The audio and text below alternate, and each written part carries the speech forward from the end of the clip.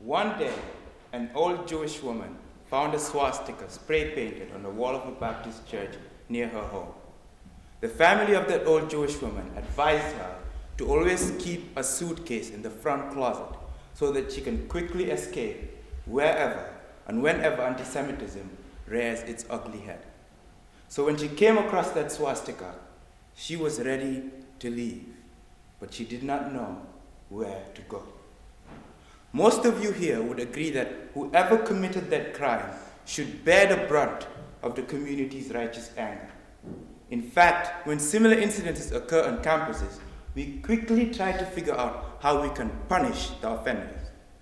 But if we keep neglecting the question of how we can help victims, we would live in a community where those victims are momentarily appeased, but their suffering is neither entirely eased, nor is their well-being restored. For me, in addressing harms, a restorative justice circle is the most effective method to put the needs of victims first and ensure the well-being of communities. I arrived at this conclusion a few weeks ago when I was among a group comprised of faculty, staff, and students who participated in a 2-day training on restorative justice. During the training, one of the trainers, Duke Fisher, shared the story of a 14-year-old ninth grader whose pseudonym is Dylan. Dylan's story attests to the transformative power of circles. On a freezing January night, Dylan and 2 of his friends spray painted that swastika on the wall of a Baptist church, a penis on the wall of a brand new performing arts center, another on the handicap signs of the parking lot of an elementary school, and then set fire to the dugout of a little league baseball field. Days later, when she found out, Dylan's mother immediately called the police on him. In the end, the 3 boys were each handed 18-month probationary sentences. This 14-year-old did those things not out of spite or hate, but to be mischievous for mischief's sake, and he paid a price for it. His mother withdrew him from all the sports he participated in, even though he was an exceptional varsity athlete.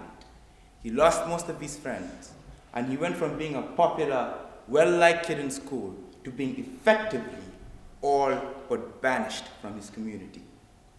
Without a question, Dylan did something egregious, and his life was left in tatters because of it. But what was done to him did not assuage the distress of the old Jewish woman, who now felt that she was unwelcome in her own community, or satisfy the needs of other victims, which should be the primary concern. Justice, in my view, is not a process of meting out punishments. Justice, for me, is essentially twofold: to repair and to redeem. Firstly, we should aim to repair the harm in all its manifestations, redress grievances, and rebuild trust. Secondly, we should seek to redeem offenders, give them a chance to make amends, and be reintegrated back into the community. A restorative justice circle makes this possible. A year later, Dylan's arresting officer tasked Duke Fisher with starting a restorative process for him. Following a series of pre-circle procedures, Duke managed to get most of the stakeholders in a circle. Sitting face to face, each of them began to tell the story of the harm from their perspective. When Dylan heard the old Jewish woman's side of the story, he was visibly remorseful. Among the participants was also the sister of a differently abled person from the elementary school, who reminded Dylan that her brother, a remarkable soccer player, would do anything to have the body he has. Another participant was a fire investigator who told Dylan that he feared that his actions could have sparked an arson epidemic in the city. The custodian of the elementary school revealed that he was called early in the morning to come remove the spray paint in freezing temperatures. Later on, the custodian talked about how he, himself, used to regularly run into trouble with the law, until one day a judge asked him to either go to jail or join the military. He then looked at Dylan directly in the eye and said to him, "I want to be in this circle because I want you to have more options than I did. Through these circle discussions, Dylan came to grasp the gravity of his actions and fully recognize the moral worth of those he had harmed. And then he was given an opportunity to make amends by catering to the needs of the victims.